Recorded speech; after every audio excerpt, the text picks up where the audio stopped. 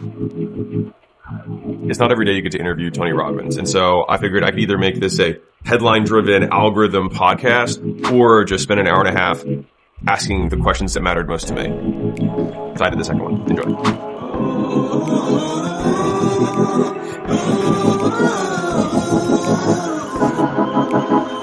Tony Robbins, strategist to some of the most important people in the world, people that you have seen publicly and probably many more that you haven't seen privately that have impacted your life. And he's both a wealth strategist, but also a life strategist. And so we're talking politicians, royal families, U.S. presidents, Margaret Thatcher, Princess Diana, Andre Agassi. Hired recently that is significantly better than you or has taught you something. Who takes you to school? This is something that I can only say now with 14 years of business experience, which is a huge education company. And yeah, we'll maybe get into that a bit later. I'm not sure how much we can talk about it, but by the time this goes out, I think at least for me personally, is that you wrote books that changed my life directly. Wow.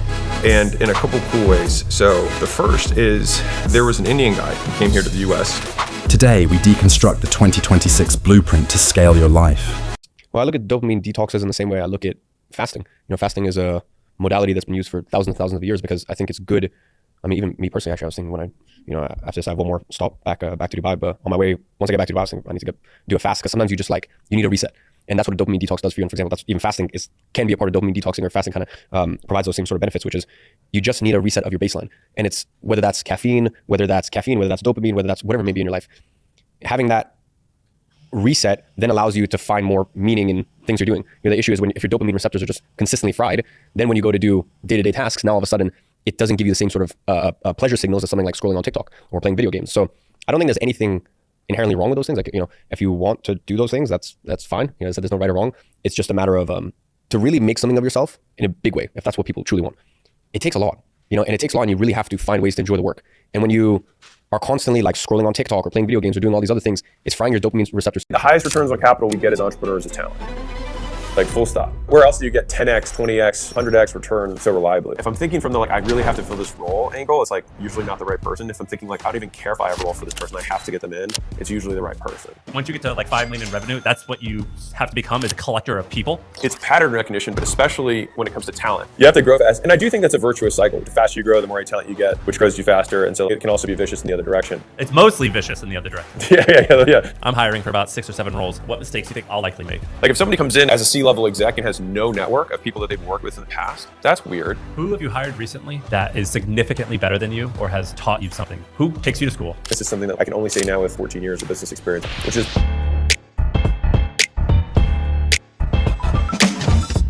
I think Sean does this as well. You think in frameworks. I don't think like that at all. That does not come naturally to me. And whenever I hear you, or we have a mutual friend, Ryan Dice, and Ryan was like, he was like making me feel like a jerk. He was like, you don't think in frameworks? Like, how do you learn something and then think how you're going to teach it to your team or whatever? And I'm like, I don't know, man. I'm like a Neanderthal. Like I just kind of like flip by life sometimes. And I just like, I don't like reflect and think in a framework, but you do that. I think frameworks happen when you have to reteach or reuse the same thought process over and over again. And so rather than re-deriving the same decision set, you create a framework to give yourself mental shorthand. And so I think it's just like I created the scaling one, like you were at the implementation workshop, like the Mosey 6 or whatever. It's like more, metrics, market, model, money. And then underneath the model, there's, 4 offshoots and then finally manpower. So it's like, these are the 6 reasons that people get limited in their business, right? And that was because I had to think like, okay, I've done so many Q&A calls. There is a decision tree. Like it might be more complex than I thought it was, but there is a decision tree that I'm going through. And so just actually crystallizing that. And so you totally think in frameworks, you just haven't documented them. That's my 2 cents. That's my opinion. Well, like you had this cool, like I've been watching I think I told you the other day, I was watching your content, not on tactics of making money, but on tactics of leadership and management. And you had this cool thing called the diamond.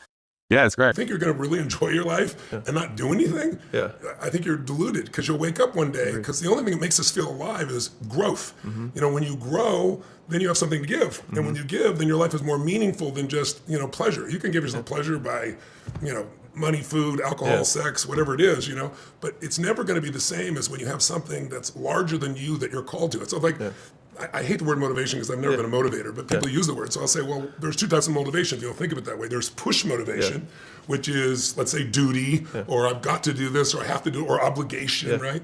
Or just, I'm going to make this happen. And look, brother, you have a huge amount of willpower. It's pretty obvious by what you've accomplished. I have tremendous respect for you. And I do too. But willpower only goes so far. That's push. Yeah. Pull motivation is where there's something out there that you want to serve more than yourself that'll get you up early, keep you up late. And it isn't hard. It isn't duty. It is like what I'm made for. Yeah. When you tap into that, your energy level will explode, your contribution will explode. It doesn't mean overnight everything is going to work your way. Of course it doesn't work that way. But it'll give you the constant endurance to move forward in a way in which you enjoy your life rather than someday when I get to this number, then I'm slowly going to feel good. Because it's not true. You get to the number, and if it's numbers, it'll never be enough, right? As you know that. You've done incredibly well. I have so many friends that they got their business, they sold it, they made $1.2 billion, whatever it is, and they, 5 months later, they're looking to get back in business again because so many of their needs were met by the demands and the challenges and the growing. I think the biggest problem we have as human beings is that we think we shouldn't have any. It's like problems make you grow. Problems call to you because, listen, you lift, we're both in good shape. You wouldn't be there if you lifted light weights and did 100 curls with some lightweight, right? You're built. You've built this body. You built it by challenging it. But some people, maybe because of your background in the fitness industry, that's a very astute observation. I think it's this weird juxtaposition where basically what happens is in my opinion, in the short term, you need to have this feeling of urgency. And when I say the short term, I mean like today. Like you need to have this feeling of urgency and this like level of almost agitation. And by the way, this also, if you want to be very successful, not everyone wants it. And by the way, that's also cool. And I think that's also the other thing that I try to really make it clear to people is like, just because I've accomplished this doesn't mean that that's success. And I always try to like, someone's like, oh, would you consider yourself successful? I'm like, I consider myself successful because I know what I want from life and I'm close to that. And now for another person, that might be making $50,000 and, being able to surf all year round. Like I have a friend like that who literally started a business because he literally wanted to work as little as humanly possible. This is 15, 20 years ago. Wanted to work as little as humanly possible. So that way the rest of the year he could just surf. And that is success to him. So we'll get on all that, back to that stuff later. But the point that I'm trying to make here is that in the short term, as in day to day, you need that level of agitation. Like you need to have that feeling of urgency. But from a macro perspective, as in like giving yourself a 1 year, 3 year, 5 year timeline, you have to be patient. So it's this weird, a lot of life is a juxtaposition where it's like you have to believe two things at the same time. So short term, you have to have this feeling of urgency. But then in the more medium term, you have to have this understanding that like you are young, you are young and you have time. And at the end of the day, there's only so much you can push. It was like, basically for the listener, it was like, if you have an employee who's not doing what you want them to do, they don't know what you want done. They don't know how to do it. They weren't motivated, or they don't know, I think, when you want it done. Yeah. Or there's something blocking them. Yeah. And when you come up with something like that, is that something that you make up, or do you read other books and you steal like cool bits of inspiration and you repurpose them for your need?